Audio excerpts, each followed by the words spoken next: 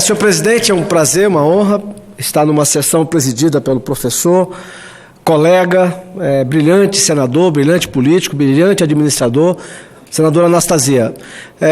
Cumprimentar a Plínio pelo belíssimo pronunciamento. Naquilo que eu puder, conte com a minha ajuda na CPI. Nessa questão da Amazônia, eu tenho certeza que deve ter ONG séria, eu só não conheço. Mas deve ter alguma séria que não está subordinada a interesses estranhos ao interesse nacional, mas eu ainda preciso ser apresentado a essa que eu não conheço, porque as que eu tenho notícia aceitaram a se constituir num exército de interesses estrangeiros para defender descaradamente, em solo brasileiro, o interesse de países como Vossa Excelência mencionou, no caso da Noruega, que tem 70 mil dólares de renda per capita, um dos países mais ricos do mundo e que se mantém rico porque explora petróleo e gás, porque 51% do orçamento da Noruega é em cima daquilo que eles bancam brasileiros apátridas para dizer que aqui nós não podemos viver daquilo que eles lá vivem. E ainda contribuindo e parabenizando a sua fala, dizer que da Noruega, o que veio efetivamente para o Brasil, liberado 1 bilhão e 100 milhões de reais. E como disse Vossa Excelência, este país tem uma empresa norueguesa de capital estatal, 34% da Hydro, uma das maiores multinacionais do ramo de mineração do mundo, tem 34% de capital norueguês, teve aqui, como mencionou Vossa Excelência, uma isenção de 7 bilhões e meio, ficou no saldo. E dizendo isso, quero complementar, presidente Anastasia, dizendo que esses dias, eu havia dito aqui no auge da crise sobre o fogo da Amazônia, eu dizia, olha, o homem ele se preocupa muitas vezes com o que ele não tem como mudar e esquece de dar atenção àquilo que ele pode mudar. Por exemplo, temos uma comissão permanente agora no Congresso Nacional. Eu brincando, mas falando sério, às vezes a gente fala sério brincando, e encontrei o Zequinha agora há pouco, que é o presidente da comissão mista, e disse a ele o que saiu na imprensa semana retrasada, que se o Congresso quer estudar as razões das mudanças climáticas do planeta, a primeira pessoa com quem eles têm que conversar é Deus. E se ele estiver muito ocupado, procure São Pedro.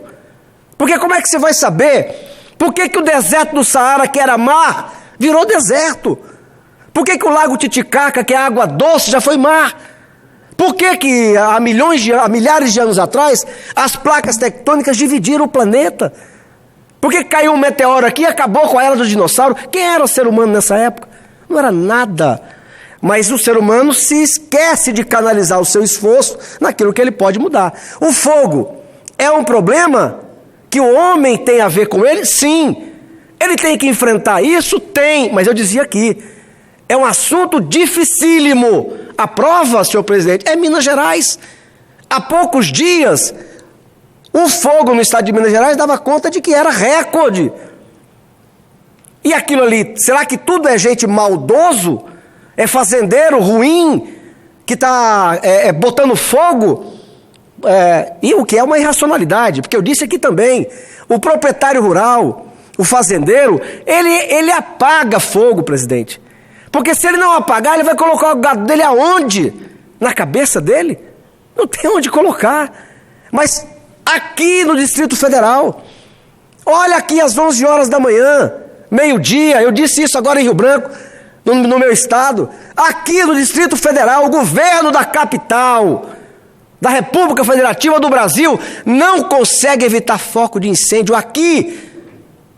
Como eu dizia, na França, em Paris, na área das mais urbanizadas do planeta, eles não conseguiram prever e evitar que a Notre Dame queimasse.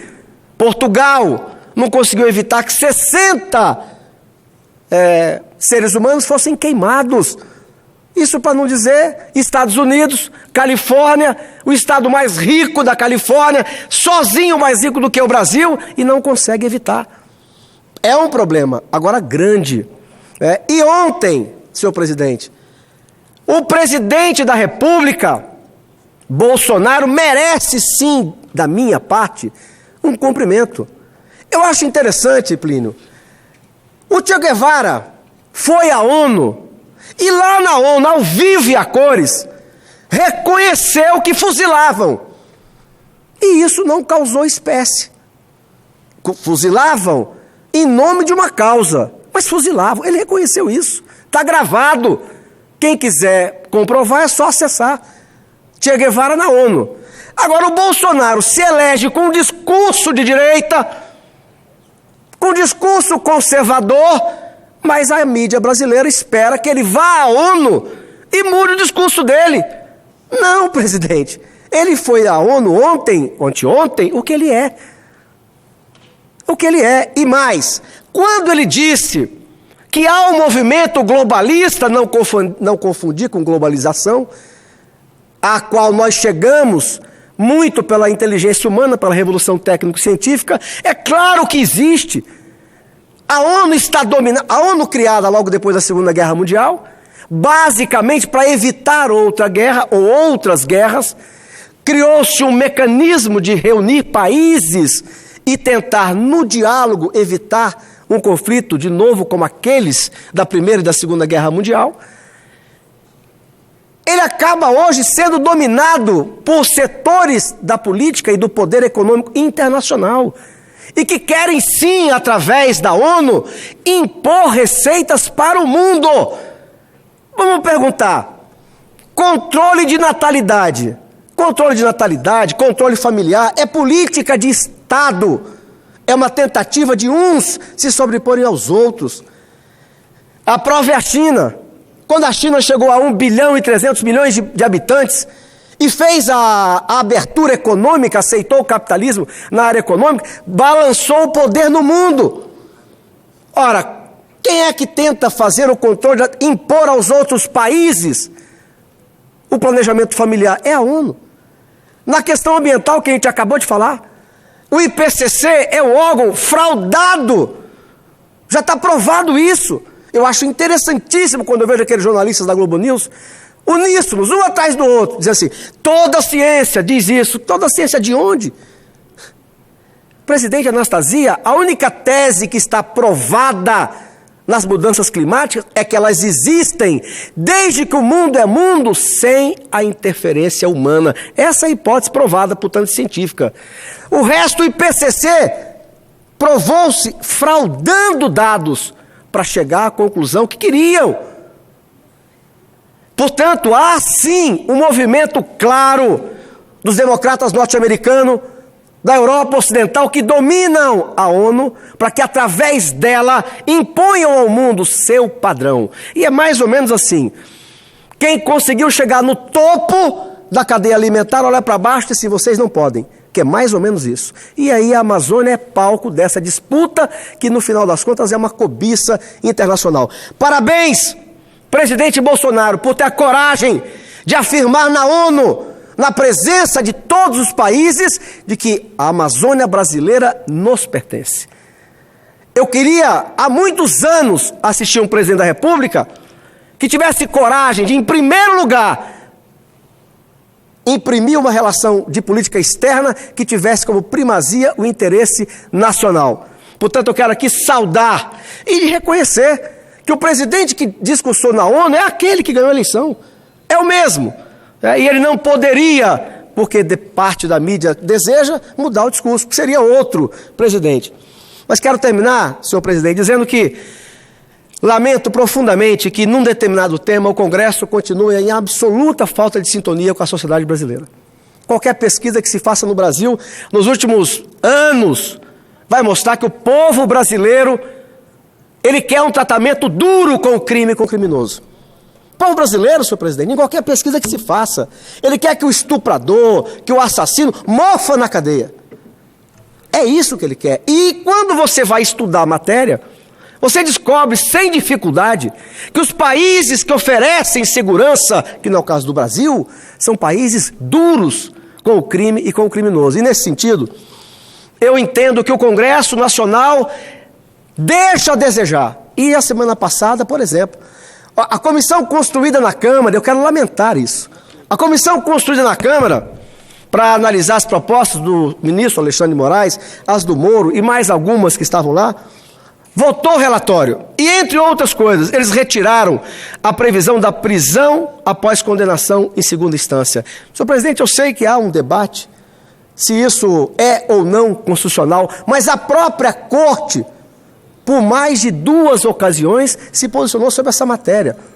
E a última posição da Corte Suprema Brasileira é de que a prisão em segunda instância vale, porque nós sabemos que ali já foi julgado o mérito. A partir dali não está mais em discussão se o sujeito montou uma quadrilha ou não. Se ele está condenado é porque ele montou. Não está mais em discussão se ele assassinou ou não, se ele faz parte do crime organizado ou não. A partir dali ele só pode ser livre, depois da segunda instância, se o Supremo Tribunal Federal entender que houve erro no processo. Portanto, acho um retrocesso que a Câmara Federal, que eu elogiei dessa tribuna, pela aprovação da reforma da Previdência, que agora está em nossas mãos, a meu juízo, deu um passo atrás. Retirou, senhor presidente, a possibilidade de que a videoconferência eliminasse o problema que é oneroso e arriscado. No meu estado, toda semana, quando a polícia vai levar preso para depor, toda semana tem um que foge.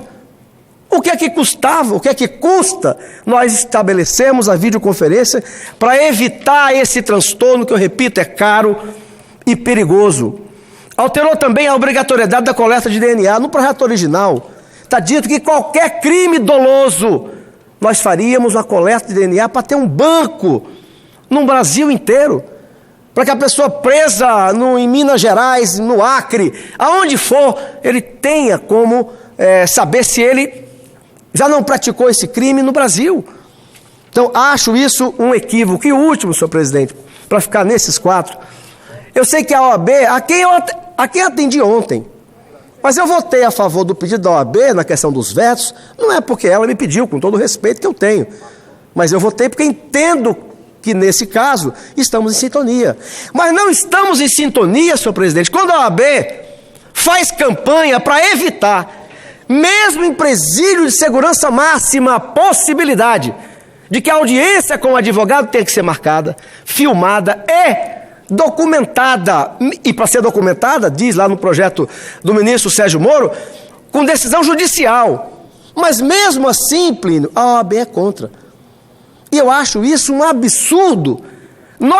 Todos nós que estamos aqui, os que estão nos assistindo, para terminar, senhor presidente, sabem que uma das maneiras do crime organizado continuar fazendo de dentro da cadeia o que faz agora há pouco. Quem não está vendo na televisão o que acontece no Ceará, mas em todo o estado do Brasil, no meu, no Acre, em todo canto. E todo mundo sabe, Plínio, todo mundo sabe que uma das maneiras é porque não há regra, não há limite. Ora, isso será possível que só tem laranja podre, presidente Anastasia, no nosso meio? Não tem laranja podre no meio dos advogados? Em todo lugar tem, e é óbvio que o crime organizado, ele se utiliza desse mecanismo de receber advogado a hora que quer, o tempo que quiser, sem precisar documentar, para passar ordem do comando. A violência continua a imperar às nossas barbas. Portanto, eu acho um retrocesso que a comissão da Câmara tenha retirado essa hipótese. E olha que o ministro Sérgio Moro disse apenas em presídio de segurança máxima. E com ordem judicial, a possibilidade de filmar e de documentar a audiência do prisioneiro, que é de alta periculosidade, para que a gente evite que ele esteja fazendo o que continua fazendo, que é passar o comando através de um profissional. E quantos aceitam esse papel? Eram essas as observações, senhor presidente. No mais, parabenizar o Senado da República. Acho que ontem nós pisamos na bola.